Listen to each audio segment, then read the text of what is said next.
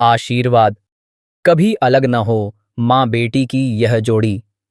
लेकिन फिर होगा एक हादसा और मायरा व अभीरा एक बार फिर एक दूसरे से जुदा हो जाएंगी। यह रिश्ता क्या कहलाता है में आने वाला ट्विस्ट बेहद जबरदस्त होने वाला है।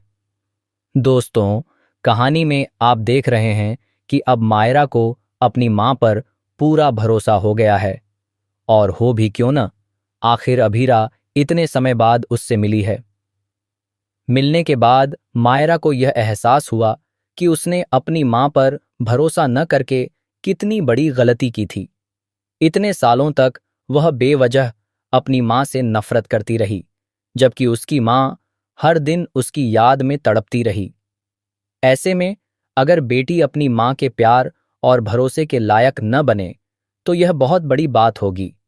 वहीं दूसरी तरफ जहां मायरा का भरोसा मजबूत हुआ है, वहीं अरमान का भरोसा फिर से डगमगाने लगा है।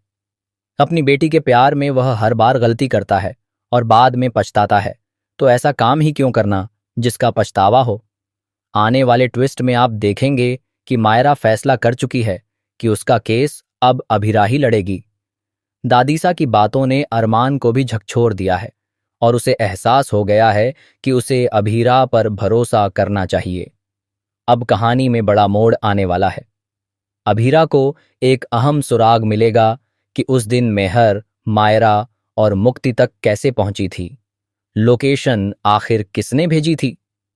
कृष के पास मेहर के खिलाफ कई सबूत हैं और अगर वह चाहे तो इस केस में अभीरा की मदद कर सकता है। दूसरी तरफ कृष अपनी भाभी अभीरा की मदद करता नजर आएगा और उसकी सहायता से अभीरा केस सुलझाने में कामयाब होगी। आखिरकार सच कोर्ट रूम में सामने आएगा और जब अभीरा मायरा को निर्दोष साबित कर देगी तो विद्या को इस जीत पर यकीन नहीं होगा। असल में विद्या दिल ही दिल में चाहती थी कि अभीरा हार जाए, मायरा का भरोसा टूट जाए और यह परिवार कभी एक न हो। वह चाहती थी कि अरमान ही मायरा के लिए लड़े ताकि उनकी बॉन्डिंग बनी रहे और अभीरा कभी उनके बीच न आ सके, न ही पोदार हाउस में वापस लौट पाए। यानी दोस्तों, विद्या इतनी नकारात्मक सोच रखती है कि वह माँ बेटी को मिलते हुए नहीं देखना चाहती। सालों पहले फैलाई गई उसकी गलतफहमी आज भी एक दीवार बनकर खड़ी है, लेकिन प्यार और विश्वास अब उस दीवार को तोड़ रहे हैं।